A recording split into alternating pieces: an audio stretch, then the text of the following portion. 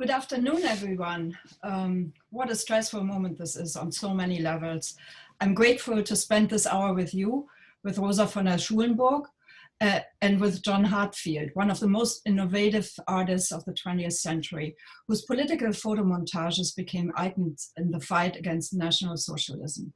The Academy of Arts in Berlin holds his artistic estate and made it available online this year. This is an event of our monthly series, Flight or Fight, Stories of Artists Under Repression, which is sponsored by Allianz Partners. I'm Rachel Stern, founding director and CEO of the Fritz Ascher Society for Persecuted, Ostracized, and Banned Art based in New York. We research, discuss, publish, and exhibit artists whose life and work was affected by a German Nazi regime. I'm now honored to introduce Professor Dr. Rosa von der Schulenburg, head of the art collection of the Academy of Arts in Berlin. She trained as a restorer for paintings and sculptures and studied art history, and German. She wrote her dissertation on George Grosz and the legal prosecution of his satirical art during the Weimar Republic, collaborated on various exhibition projects, worked for several years in an auction house, in the antiquarian book and publishing industry, and in the Museum of Applied Art in Frankfurt. From 1993 to 2000, she was a research assistant at the Institute for Book Studies at Gutenberg University Mainz. In 2001, she finalized her habilitation on art in exile at Goethe University in Frankfurt. From 2001 to 2003, she was visiting professor at Concordia and McGill Universities in Montreal. In 2004 and 2005, she was consultant and catalog editor for the exhibition Die Zeit im Blick, Felix Nussbaum und die Moderne at Felix Nussbaum Haus in Osnabrück. Since 2005, she is head of the art collection of the Akademie der Künste Berlin, and since 2008, also lecturer for art history at Humboldt University in Berlin. Welcome, Rosa. Thank you so much for invitation, Rachel. It's really, I feel honored that I'm part of this Zoom series, Flight or Fight, Stories of Artists Under Repression. The title of my lecture is How to Continue Working as a Communist Artist in Exile, John Heartfield's Political Engagement and Private Life in London. Well, allow me to start with a preliminary remark. The Akademie der Künste in Berlin is home to Hartfield's bequest. In his later years, Hartfield was a member of the Academy and disposed to this famous cultural institute his whole legacy, which encompasses more than 6,000 graphic works. Among these are the original photo montages Hartfield created for the press, especially for the Arbeiter-Illustrierte-Zeitung, and I show you 3 original montages and their printed results. The 2 on the left are for the IAZ, and on the right, this is was for Reynolds News, already published in England, and I love this especially because Hitler wearing his strange headdress and looking quite foolish. And the text to this is, "Tell me, Herman, wasn't it our intention to conquer the golden cornfields of the Ukraine?" So this headdress must be part of an Ukrainian national headdress, I think, yeah. So there's always a story behind. The Academy furthermore holds Hartfield's archive with written records and private photos, and also many personal items. His library, I show you just a little bit. This was on display in our recent exhibition. A print collection, a collection of toys, and a quite impressive East Asian collection. I show you some more pieces. And here I show you some of his working materials, his working desk, and maybe his working shoes, or for gardening. They look quite not so much used. And what is on the right hand in the corner, this wild boar head was part of the decor of a theater play. And Hartfield got this piece by the maker. Obviously, they both had a specific kind of humor. And it's quite useful because inside there is space for bottles. Yeah. So, but last but not least, we have piles of photos and photographic shreds, which he collected as material for later montages. Since end of last year, you can view in our online catalog, you mentioned it already, Hartfield's graphic work, oeuvre, and everything closely connected with it, like the photo material that he did not use, but kept all the years. I should not miss the opportunity to draw your attention to our exhibition, John Heartfield, Photography Plus Dynamite, which was on display at the Academy of Arts in Berlin until August. It will be shown again from mid-January. More precise opening is 16th of January, or a little bit later, one never knows. And it should last until May at the great and beautiful Museum de Fundatie in the picturesque town Zwolle, which is in the Netherlands. And it's already worth going there because of the museum and of the city. A third presentation was planned for July until end of September next year at the Royal Academy in London, but this was unfortunately just cancelled. We made already selection for this third presentation, which would have been more focused on the English exile time of Hartfield. Now a third presentation would be available for another gallery or museum. There is already one person who had some interest. For sure, there will be a time after COVID, so please let me know if there is more interest. You could check our catalog. It's in English. We have it in English, in Dutch, and in German. Or you go on our website, www.adk.de or ME, for inspiration. A wonderful virtual presentation entitled Cosmos Hartfield, which I highly recommend to visit, is easily to find. Also, you can find a 360-degree virtual tour through our exhibition. But you can find much more under, well, and this address is a bit complicated, www.adk.de/en/project, you can see this in blue, /2020/Hartfield/exhibition.htm. And here you find, sorry for this complicated address, here you find links to a tracking shot video through the exhibition, curator tours, and our symposium entitled Goodbye Photo-Montage, which was done by one of our curators. So we have 3 curators. I should mention for the symposium, Angela Lammert, and for Cosmos, Anna Schulz, my great colleague. So we 3 did the exhibition, and yeah. Okay, this is the end of the in-house advertising. Now I'm going into the matter. John Heartfield, here as a young man. He was born as Helmut Herzfeld in 1891. So you may know this already, but maybe there's one who doesn't. He took on the name John Heartfield during World War I in order to protest against the anti-British hate campaign.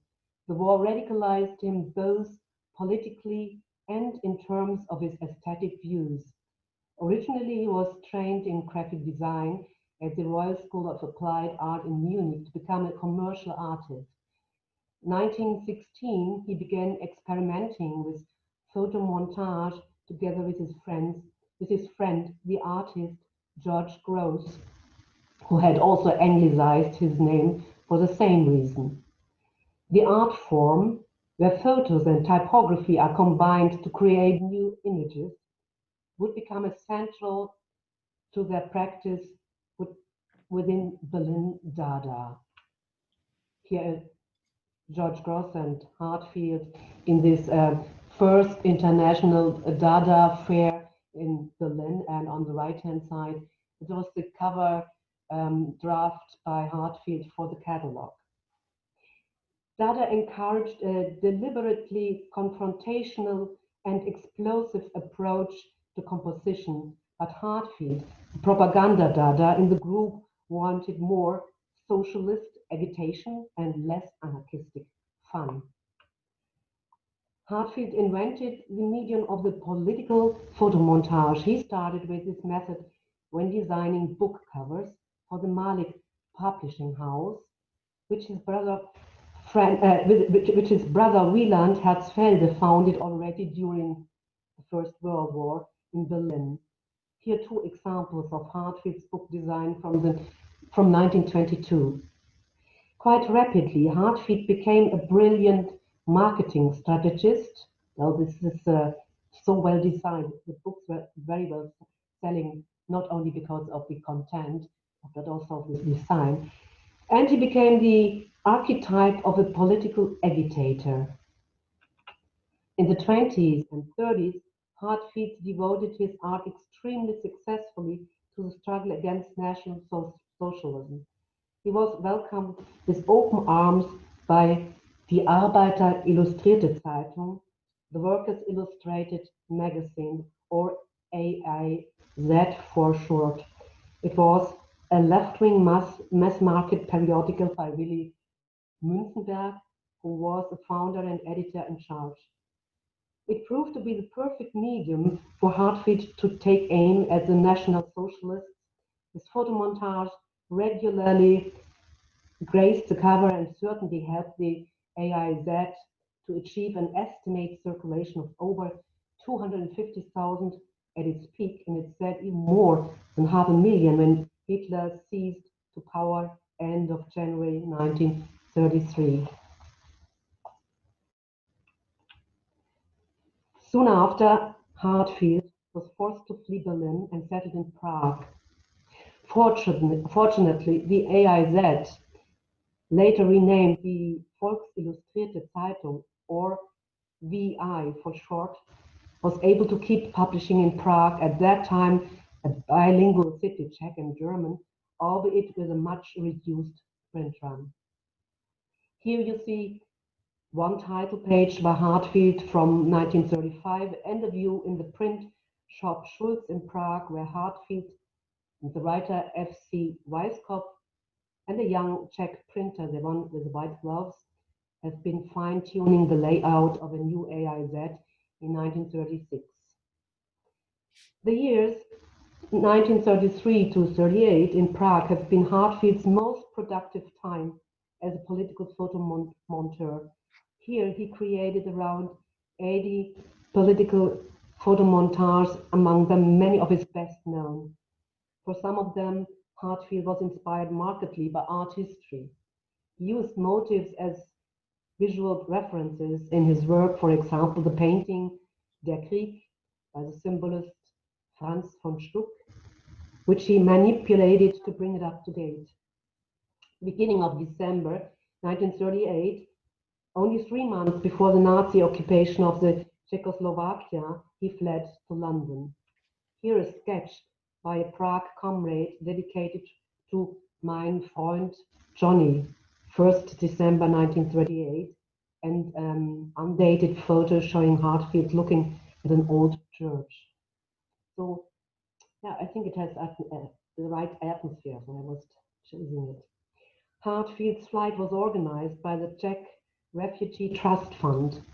On entry, he indicated that he planned to travel on to the United States together with his brother Wieland Herzfelde, with whom he had a symbiotic working partnership from the very beginning, and was therefore given, because he thought he would go on, just given a 2 months visitor's visa, but no work permit.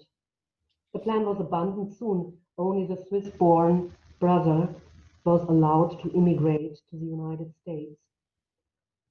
Hartfield initially stayed with Ivan Kapp, a Czech journalist, novelist, and political activist And he was, of course, not anticipating that London was to remain his home for the next 12 years.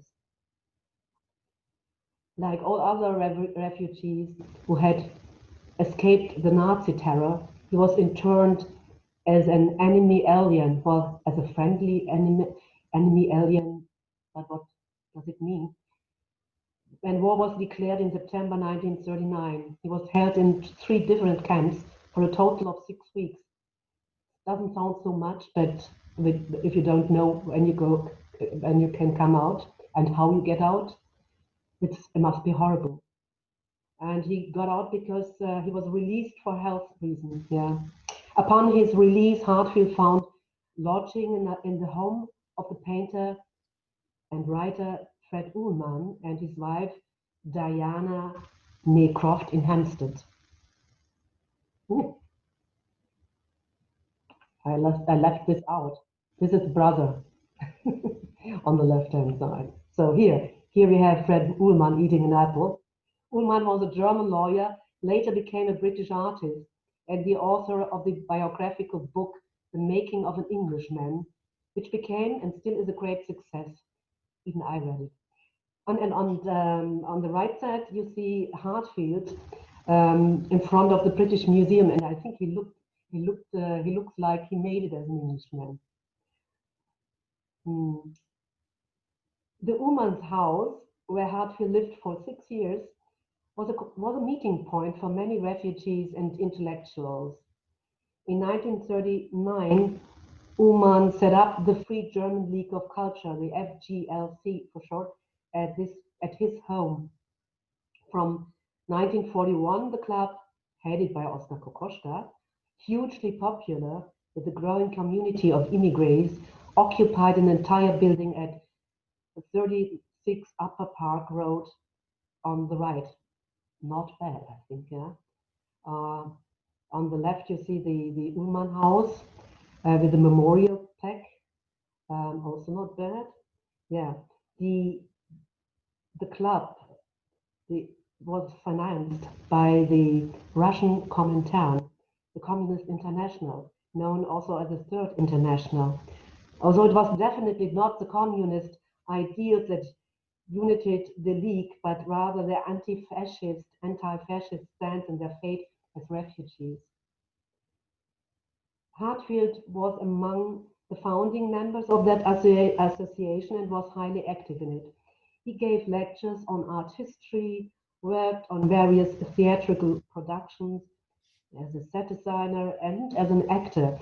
He gave, for example, this sounds so interesting, a mock ballet performance as a dying swan, but unfortunately there is no picture in his file. But what I can show you is this.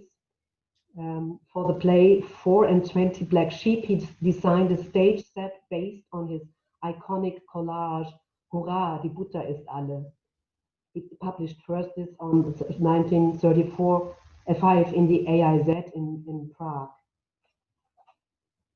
Here on the left, you see the scene image Guns for Butter from the cabaret 4 and 20 Black Sheep shown 1939 at the Art Theatre in London. Isn't it amazing?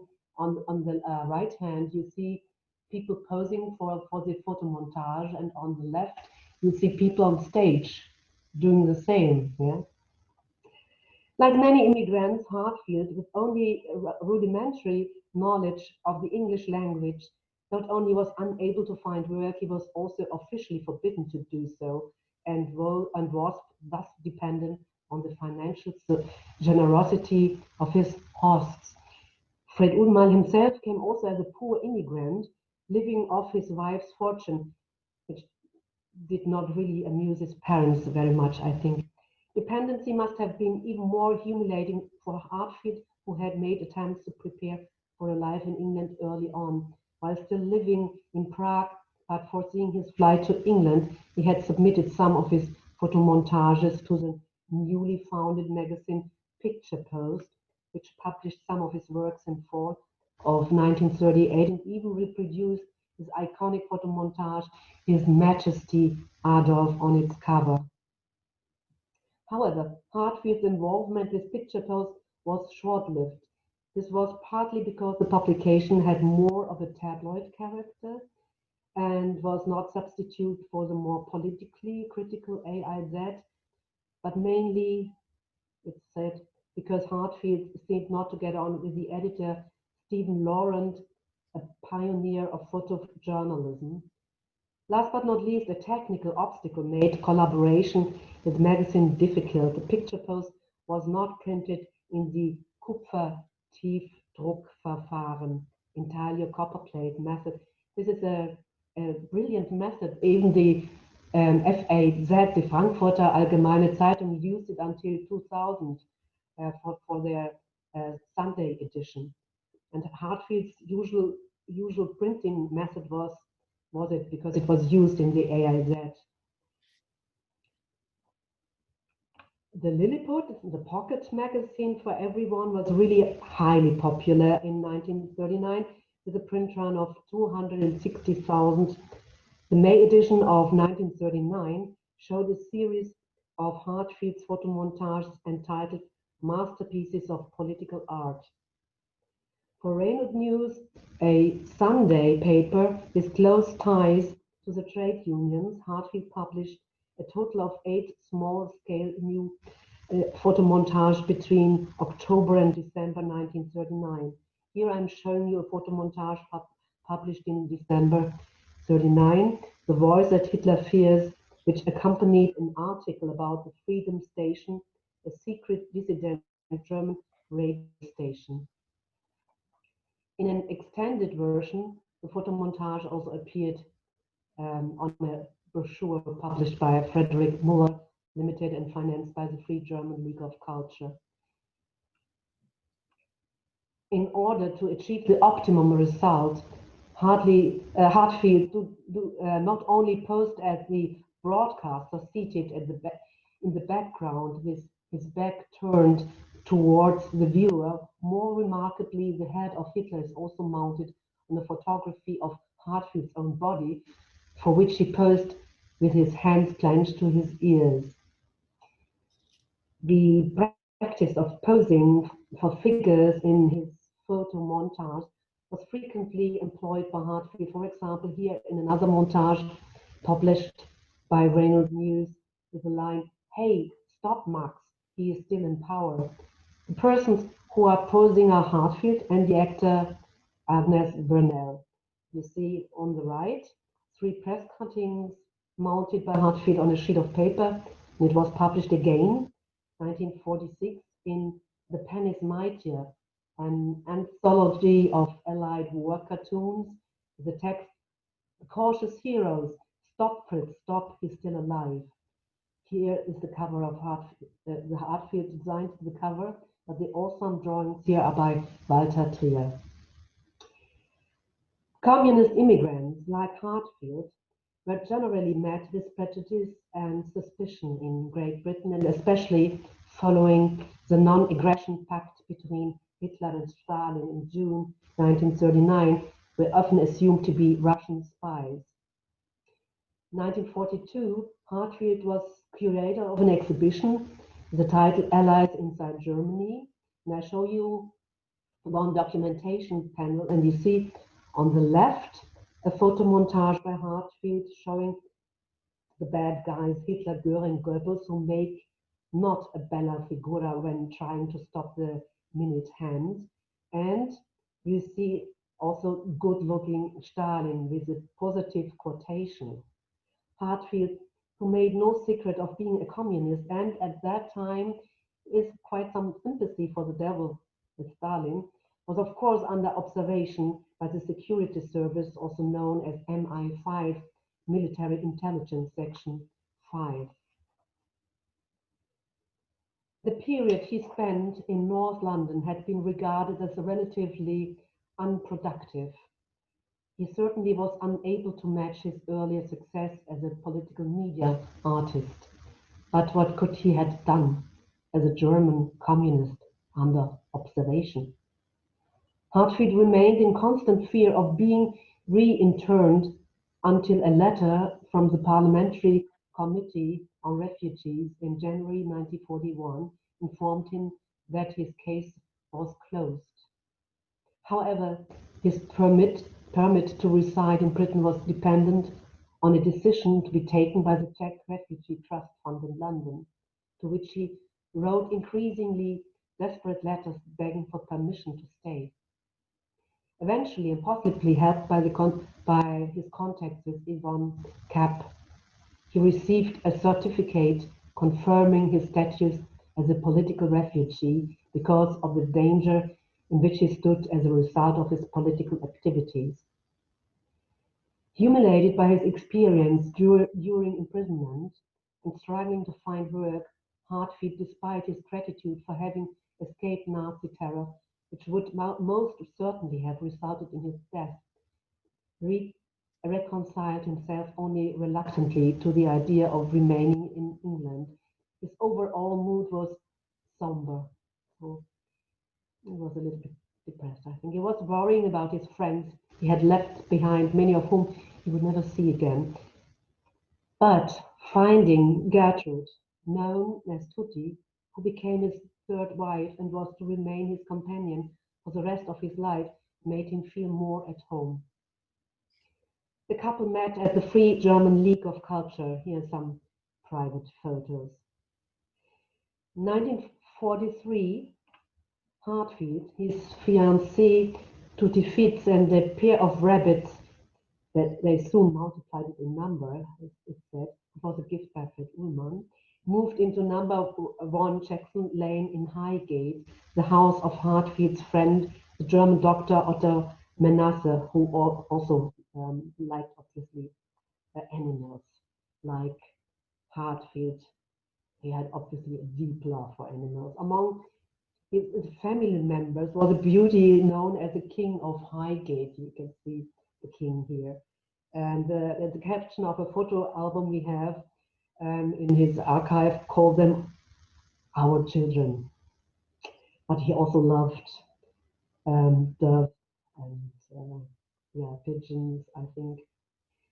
Well, despite extensive efforts and various letters of reference, Hartfield did not obtain permission from the Home Office to work as a freelance cartoonist until January 1943, and he was able to move and he had a job.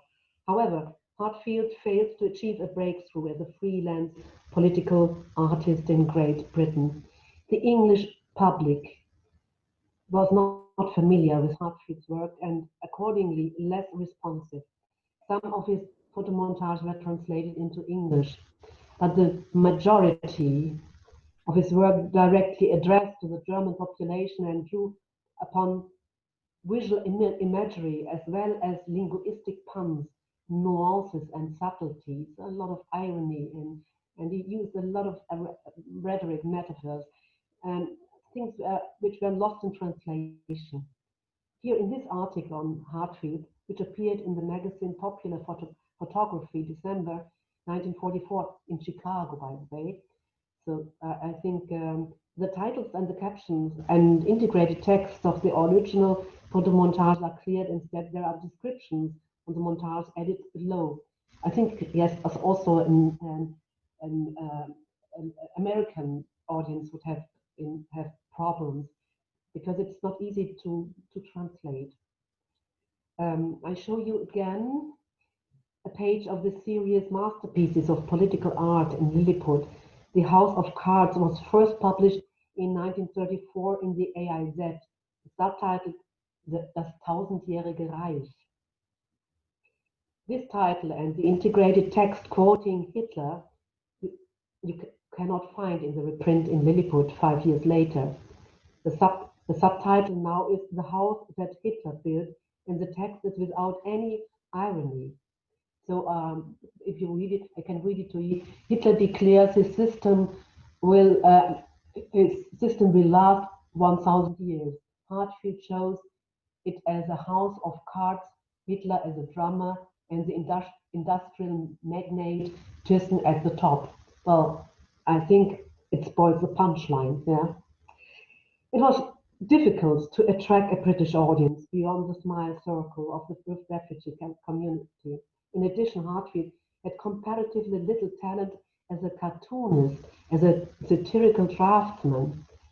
Other immigrants like Vicky, this was Victor Weiss, and Walter Trier, also two immigrants coming from Berlin.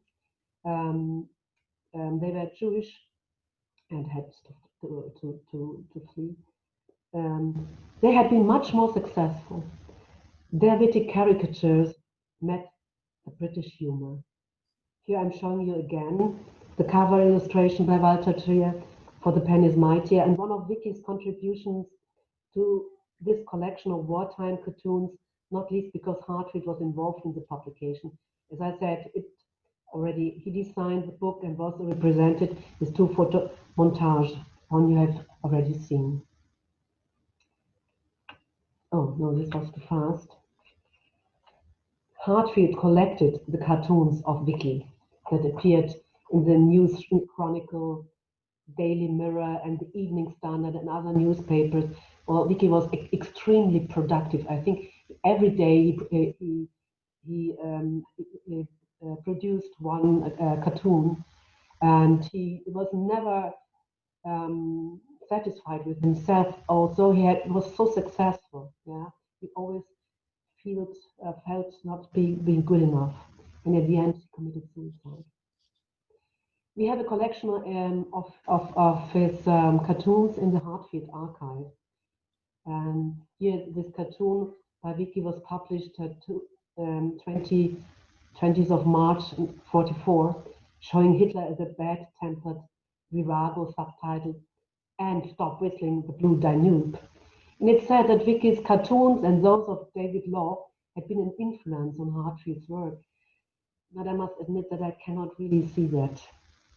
Vicky's success with the British public may be credited to his ability to adapt more swiftly and successfully with Hartfield to British culture by intensively studying English language and literature and referring to it in his cartoons from nursery rhymes to Shakespeare. This is an original drawing from the Yehudi Menuhin collection. The estate of Vicky's, by the way, is in Canterbury, and it's worth to do research there. It's amazing. Instead of less radical photo montage for the English media market, Hartfield more or less abandoned the medium, working instead as a book designer for some publishing house. So he went back to the roots, so to say.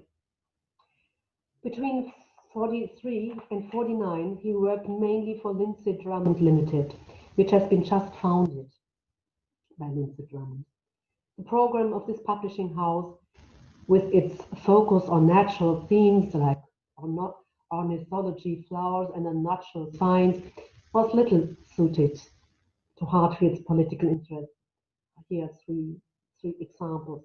The more political publications for which he designed the covers, such as The Future of the Jews from 1945, bear little resemblance to the work he had created in the 20s before and during the war years. Yeah. He did, however, still come up with some remarkable designs. I love Autokönig, but this is one of the rare German publications in England. And what's also great is this post-haste publication. He used letters he got by airmail, which were sent to him, and 12 million black voice. I think as a cover it has a strong voice.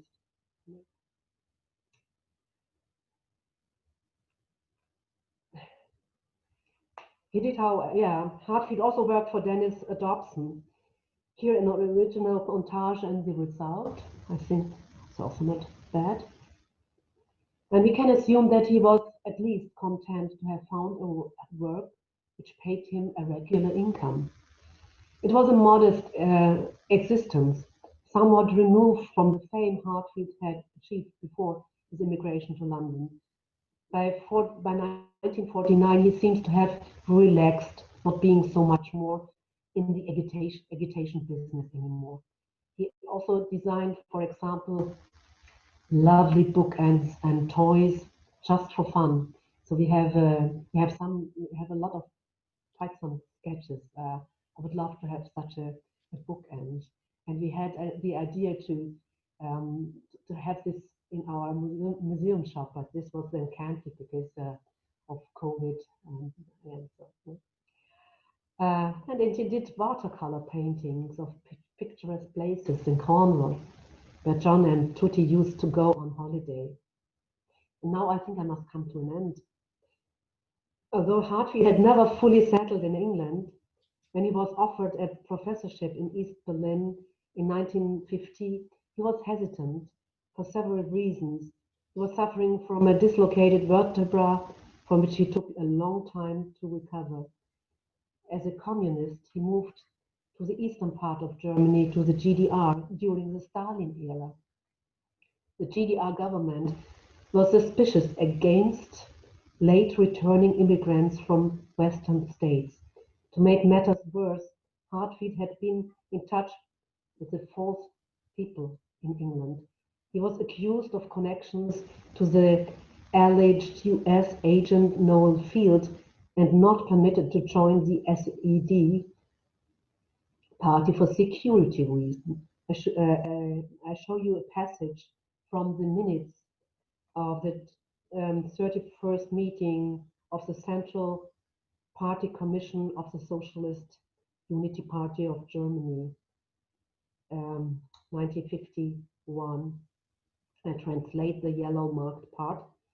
Because of connections to staffs of Noel Fields, founded USC in London, John Heartfield cannot be allowed to join the party. This applies also to his companion Gertrud Fitz, and he got a heart attack. Yeah. The commitment of friends like Bertolt Brecht and other members of the Academy ultimately led to rehabilitation, and I show you as a last picture Hartfield when he was signing also an official appeal of the Union of the German Visual Artists addressed to the USSR. So I show it because you have to see the flag of the GDR. So and because how he looked, it was very earnest, and he's looking in a way to his future. So that's now I'm done. Thank you so much, Rosa, for this really fascinating talk. There are so many thought-provoking things you said that it's that I'm asking everyone to actually ask your questions in the chat function or in the Q&A. So please submit your questions. And first of all, Rosa, there is apparently some connection issue with your microphone. So please talk directly into it. So oh yeah, there was a problem. Did you understand me? It was a little on and off. Sometimes, you know, we heard you, but yeah. Oh, I'm sorry. You're aware of that. And I mean, I personally ask myself when I look at his work, you know, there's so many people today who have to migrate and to somehow have to adjust to a second culture that they didn't grow up with. And it seems to me that that Hartfield had a really hard time finding his language, his visual language in England. And I understand that part of it was based on his scare to be sent back, and his, you know, the scare that he was a communist and might be a Russian spy. So there were all kinds of different facets to that that held him back from the integration. But would you, in terms of his visual integration, would you like to talk a little bit more about that? Well, I think I had no working permit. This was obvious, and this club was. I think this was it's rescued in a way. Yeah, all these immigrants who were lost in translation, Mm-hmm. and had to find their place somewhere, and so they could have been glad that there were some support. Yeah. Mm-hmm. So before 43, he couldn't do much, but only for the for the refugee audience in a way. Yeah. Right. So this was you are in a cocon in a way. Yeah. Mm-hmm. And others were able to go out, like Walter Trier, who worked also for the Die Zeitung, which was financed by the MI5 and by the propaganda ministry. So, but it was also for the German audience, yeah. But Walter Trier was also he made it because his humor was fitting to the British audience so much. And Lilliput, the cover of more or less every Lilliput was his cover, yeah. So this was fitting, but this is easier. Hartfield has this complicated rhetoric, yeah, Right. and he was getting with the years more and more brilliant, but in another language. It's the visual language is different, and it's also the spoken. It's the connection between the spoken, the written word and the picture, and this is this is not easy. Right. Right. So Timothy Benson thanks you first of all for a fantastic lecture and the wonderful website. And he asked whether you can tell us whether Hartfield expressed his experiences of exile in diaries or written statements. Yeah, well, in our files there are no there's not so much you can find. I think I had always the feeling that he cleared up things because he was then in the GDR. For example, he went when he was then already in Berlin, and he made it within the academy, and he was allowed to go to China, yeah, as a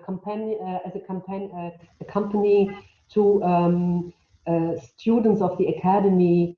There was an exchange of students, and then he should give he made the tour by himself and not with the students, and then he should give a report for the academy members, and he never did. But it was always for the next meeting, it was announced, but it never happened. And it should he should give a radio interview, and we have nothing in our files. So he was not taking any notes of this, even of this, when he was already famous in Berlin again. Yeah, but the time in the exile, no, there's nothing. Yeah, so far as I know. Maybe my colleague who's responsible for the archive, and I did not so much research for this question. Yeah, so I'm not completely sure, but I think as when I was doing research for my publication, I couldn't find so much. Yeah. Mm-hmm. Right. I mean, there's another question. It's such a shame. And there's another question by Anna Schulz, who asked whether there's any evidence that Willi and Hartfield met in person. No, I don't know. Yeah. Yeah, yeah. What a... So yes, I worked in the Wiki estate, but well, maybe I don't remember. It's so long ago. Yeah, but yeah. I think it would had rang a bell and to read Hartfield's name somewhere. Yeah. Right. Yeah. So Matthew Byro asks whether he states that he loved the connection you drew between photo-montage and Hartfield's acting. And he asked whether you could talk a bit more about Hartfield as an actor, as well as materials in the archives that might be relevant. Yeah, he worked for theater already in the 20s, but not for as an actor. For Piscator, he worked. he worked with Brecht and so on, but never as an actor. But he was acting for his own photo montage. Yeah, so he made not himself photos. He had cameras, but he had was using material he got from the press, yeah, or from he asked photographers to photography to make a photo of him acting or others acting for the montage for the material, yeah. But as an actor, yeah, I would love to know to have seen. Even not, I don't remember to have seen any pictures. Maybe Anna Schulz may know because she's one of the curator and also she yeah.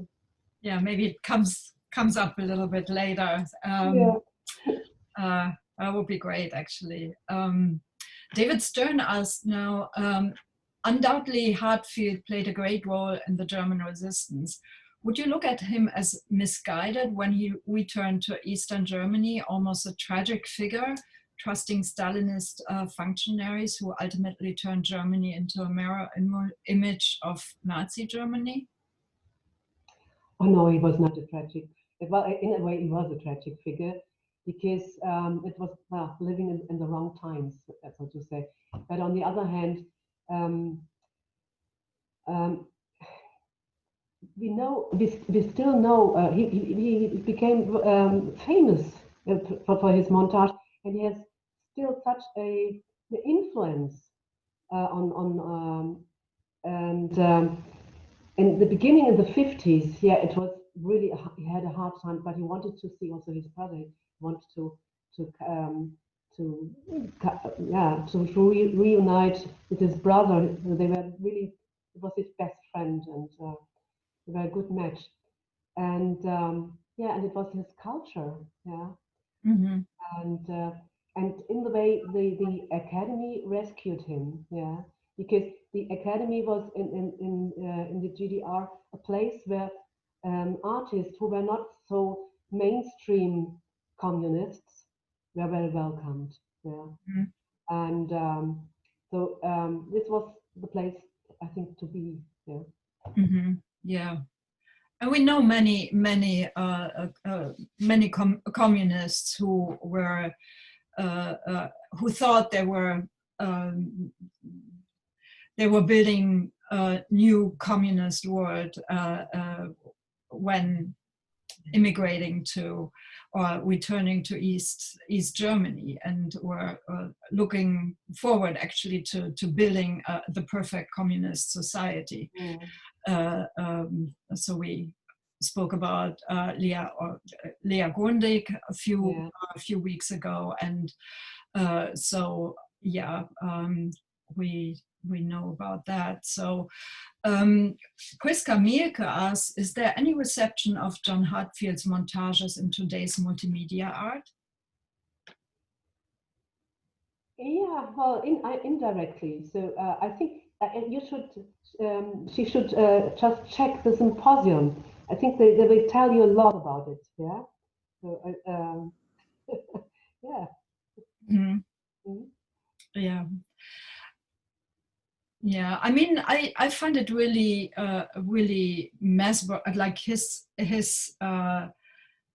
photo montages were so new as an art form, and he was so on top of the arts, of so innovative in Germany in his work against Hitler and against the Nazi regime, that I also think he might have had a hard time to find a different target once the target was gone. That, you know, for that sarcasm and for that biting humor that he showed. Yeah, well, you must take into account when he came to East Berlin, he had 3 heart attacks. He was already an elderly man, and he was not was not in a good shape. And but he still, I think he had the optimism. He was a communist by his heart, yeah. Mm-hmm. And yeah, maybe he was a little bit disappointed, yeah, for sure. Mm-hmm. Not only in the beginning, maybe also later, but yeah, it's difficult to say. We have the official photos in the archive, so it looks like a success story.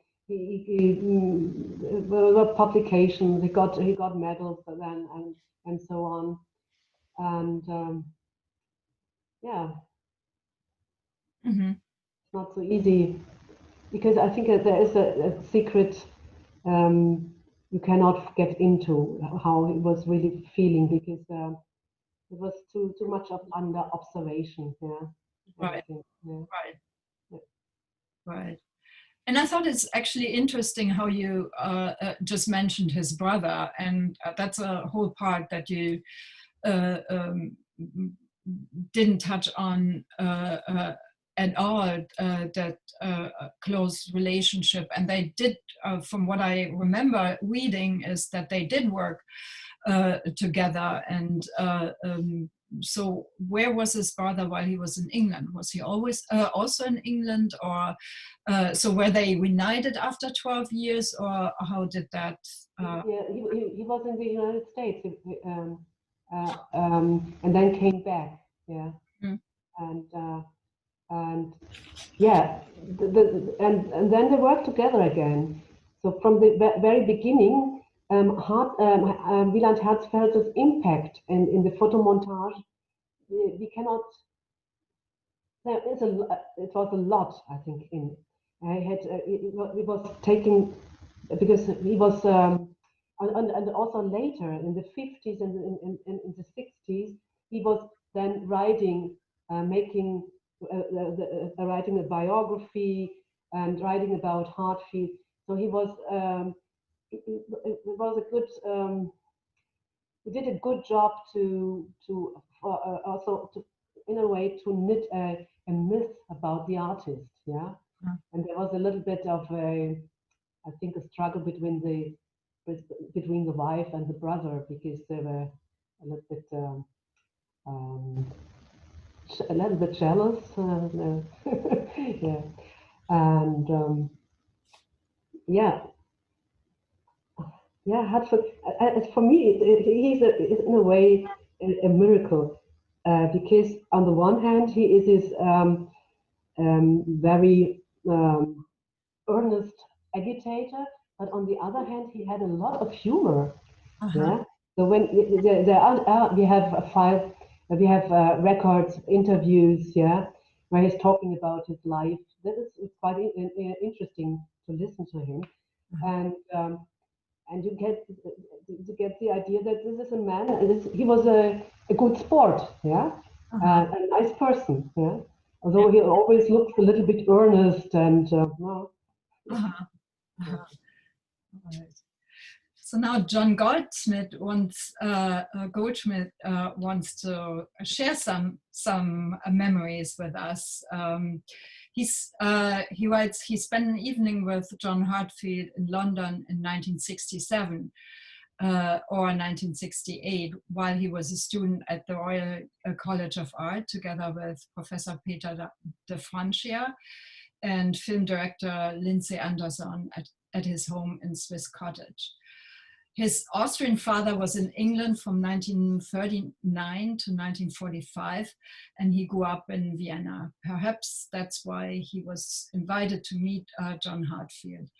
His early films were quite political, and John Heartfield's montages made a great impression on him. He must have come to London from East Berlin, but the Stalinist East Germany seemed terribly sad. Brecht was smart enough to have Austrian citizenship when returned from the US to Berlin. So that's a memory he wanted to share. And I think, you know, if there were multiple citizenships that, and you're and your lecture actually touched a little bit upon that. That was a very fortunate situation if you had multiple citizenships, right? If you were dependent on the host country not to throw you out, you were quite limited in your actions. And you know, so I understand that Hartfield, especially with his biting humor and irony and sarcasm, couldn't really probably saw interesting things in English society as well that he didn't feel at liberty publishing or talking about or depicting, because he just wanted to stay and wanted the English citizenship, or the host wanted to stay in the host country. So that's, I think, something that's very important to have in mind as you look at the evolvement of Hartfield's art in England. Thank you, Rachel. Yeah, and exactly, and of course in East in East Germany the situation didn't get better. Like, you also were quite limited in what you could publicly say and how you could work. So I thought it was interesting how he turned to landscape and in England in the early 50s, right? When so that he kind of turned to a safe theme. Did he create many landscapes, or was that an exception? Well, we have some sketches and 3 watercolors in our collection, but maybe the family has more. Yeah, because it is private. Yeah. Yeah. Well, I'm afraid our time is up. So I thank you so much, Rosa. This was such a revealing insight into a really unknown period in John Heartfield's art, and especially as his work is now being re-celebrated and also being celebrated by you, and as it is online available. I think it's important to have that period in mind, and to also respect it, look at it with the view of the one who was dislocated, and try to get a footing in a different culture and in a different country, even though he was supported by his landsmen and his old friends. So thank you again, and I will end with a little bit of our own housekeeping. This month, the Fritz Ascher Society is publishing an interdisciplinary book about trauma, memory, and art, which is preceded by several Zoom events, starting with a conference this coming Monday. So please check out our website. I will send you the link, and stay well and stay in touch with us. Auf Wiedersehen. Goodbye. Goodbye.